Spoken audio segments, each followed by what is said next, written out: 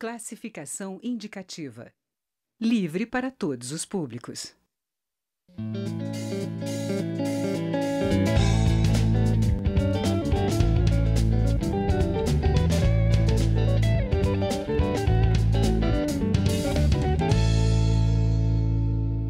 Olá! Mais de 230 parlamentares já aderiram à Frente Mista de Prevenção à Violência. O objetivo do colegiado é propor a articulação e a integração de ações para prevenir a violência envolvendo os diversos agentes sociais, formais e informais. Deputados e senadores também querem criar uma rede social de serviços nos municípios com vistas a reduzir os índices de violência em todo o país. Entrevistada desta edição do Palavra Aberta é a idealizadora da frente, a deputada Ieda Cruzes, do PSDB do Rio Grande do Sul. E o programa tem uma produção conjunta da TV e da Rádio Câmara.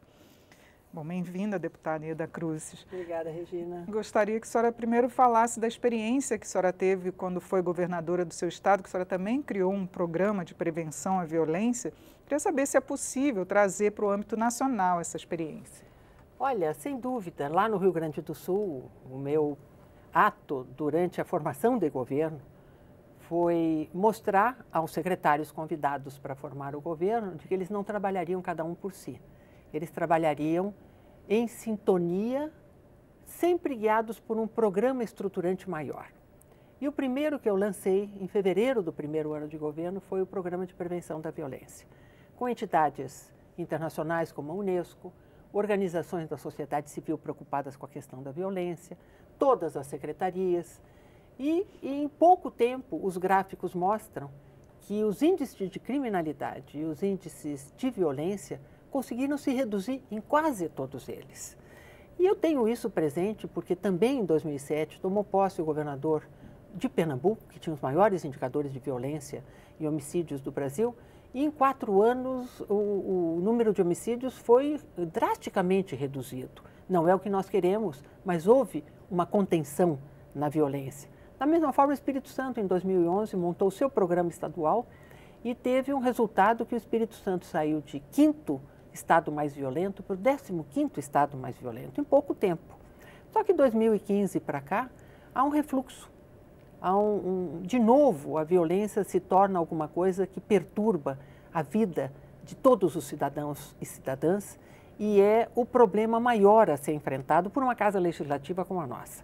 Nós fazemos as leis, elas são obedecidas? Não são? Onde está o problema? Por que a violência aumenta em determinados grupos sociais? Por que ela é tão maior agora no âmbito doméstico? O que está acontecendo? Algumas experiências bem-sucedidas foram aplicadas e agora não estão dando o mesmo resultado, né? Não estão por uma interrupção da prioridade que foi dada. E eu quero aqui dizer que a Constituição de 88, ela montou um conjunto de instituições que formam o Estado Democrático de Direito, o Judiciário. Quem sabe o Legislativo coloque no Judiciário algumas inovações que são necessárias para enfrentar a violência setorial, a violência regional. Por exemplo, no caso da mulher, delegacias da mulher, o aumento da punição para casos de estupro, estupro coletivo, e mesmo a violência que não é declarada por marcas físicas, né? São violências do tipo moderno, que vão desde bullying. Então, todas as formas de violência, elas exigem uma inovação na política nacional. Entre o jovem negro, por exemplo, um aumento exorbitante, né? Por exemplo, entre os jovens. É impossível a gente aceitar, sem sofrer, de que na faixa etária dos 15 aos 29, há um número de mortes de adolescentes e jovens que nenhuma sociedade civilizada admite. E não é um processo civilizatório, é um processo que conduz a isso. Então, nós estamos perdendo nossos jovens, entre eles, mais de 90% são homens. Então, você tem diversos tipos de violência e diversos registros estatísticos.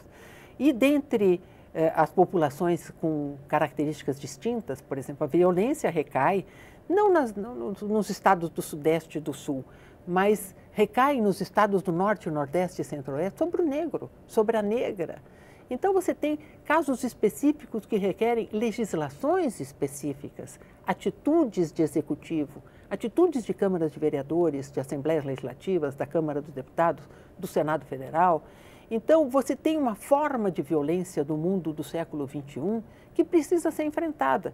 E enfrentada no Estado democrático de direito, ou seja, você precisa pegar todos os projetos de lei, torná-los substancialmente concentrados, grupais, para atacar esse tipo de violência que é muito moderna e é espalhada. Não há mais local no Brasil em que você não tenha o registro da violência assustando as comunidades. A senhora já se reuniu com ministros, eu queria que a senhora falasse aqui o que já está sendo, pelo menos, ouvido também do Executivo para que possa ser posto em prática. Então, o primeiro-ministro de Desenvolvimento Social, ministro Osmar Terra, ele tem programas específicos para a primeira infância, criou uma coordenadoria que tem a primeira infância, a juventude e tem a terceira idade. Então, eu fui dizer a ele que nós temos a nossa pauta legislativa, mas ele tem a pauta executiva e elas precisam se combinar, um tem que ajudar o outro. Em sequência, eu fui ao ministro da Saúde, que o custo para o sistema de saúde da violência é algo que é mensurável, é muito alto, muito forte. Depois eu fui ao ministro Etchegoyen, que trata de segurança pública e que tem, no caso do Rio de Janeiro, um resultado paradigmático de uma política aplicada como a das UPPs, que se reduziu o número de assassinatos, ele se banalizou. E fui até o ministro da Justiça, que é quem tem a responsabilidade de formar a Política Nacional de Segurança Pública. Apresentado nesse nosso outubro rosa aqui, né, um outubro que está lidando muito com a questão da violência e que se manifesta na saúde, não pode se manifestar no serviço à saúde. Então, é o caso do câncer de mama, que é o Outubro Rosa. Então, preparar o Ministério para essas especialidades que estão matando muito, que estão tendo grande incidência. Então, o da saúde, o ministro Etchegoyen, do Desenvolvimento Social, fui até o ministro Alexandre de Moraes. O Supremo também tem dado, na verdade, decisões que afetam a sociedade inteira. E ele foi secretário da Segurança Pública em São Paulo e ministro da Justiça. Então, a esses ministros eu já fiz chegar a existência dessa frente parlamentar e o trabalho conjunto que deve ser feito entre os órgãos de executivo, a sociedade civil e o nosso legislativo. Agora, que propostas que a frente vai levar adiante para que os municípios coloquem em prática essas medidas de prevenção à violência? Nós temos o mapa da violência e o Atlas da violência. Eles dão as estatísticas por cidade, por município, dão as estatísticas por estados, dão a estatística nacional e dão a estatística por segmentos da população, como o negro e a negra, a violência doméstica e da mulher, contra a criança e o adolescente, contra o idoso. Então, nessas estatísticas, a gente tem que buscar desenhar um programa que possa ser cumprido através de leis pelo Executivo, escolhendo os locais de maior violência. Foi assim que o nosso PPV, o nosso Programa de Prevenção à Violência, teve sucesso. Nós fomos aos bairros mais violentos e ali nós colocamos a presença do Estado, não apenas como repressão, mas como saneamento, como delegacia da mulher, como quadras de esporte. Quer dizer, o Estado tem que estar presente onde a violência existe, de maneira identificando as formas de violência, prevenindo e combatendo. São as duas formas que nós vamos fazer. É desenhar um mapa onde um Programa Nacional de Prevenção da Violência pode ser feito pelo Legislativo, mas junto com os executivos, inclusive municipais. Nesse caso, a frente vai tentar reunir esses dados todos, porque a gente tem muitas estatísticas, mas elas estão estanques. Às vezes estão até só nos estados. Seria, então, uma forma de reunir todos esses dados para formar a política? Olha, tem muita novidade nesse campo. Você tem o Fórum Nacional de Segurança Pública, que tem sede em São Paulo. Você tem o IPEA, que trabalha o Atlas da Violência. Você tem todo o sistema de saúde, o SIM, que é o Sistema de Informações de Mortalidade. Então, você tem séries estatísticas, elas já estão muito sedimentadas. Então, elas já fornecem os dados principais para a gente poder atuar em locais aonde a violência se concentra, em setores aonde ela se concentra e fazendo com que o dinheiro que seja dedicado pelos orçamentos municipais, estaduais e federal tenha um melhor resultado nos indicadores de violência. Agora, deputada, a formação de policiais, que é algo também reclamado pela sociedade, que eles lidam com muita violência também, isso vai ser tratado pela frente? Olha, não tem dúvida que um dos setores é o que é chamado de violência policial.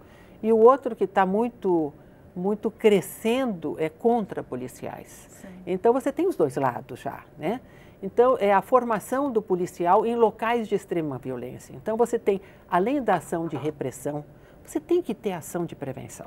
Claro. E essa ação de prevenção da violência requer investimentos do Estado. Por que a UPP não foi tão longe quanto poderia ir? Porque o Estado do Rio de Janeiro já estava semi-falido, então ele não colaborou nos seus municípios, inclusive, com investimentos que a sociedade gostaria de ter para praticar nas comunidades mais violentas, com possibilidade de sucesso, uma política e uma cultura da paz. Já existem muitos movimentos organizados no próprio Rio de Janeiro, mas, na verdade, não foram levados os investimentos que precisam ser levados. E não pode ser feito em todo o Brasil. Cada município tem a sua prioridade, cada estado tem a sua prioridade, mas a escolha de um mapa onde atuar, federação, que é União, Estados e Municípios, esse tem que ser feito e eu acho que todos estamos à espera disso, porque iniciativas não faltam.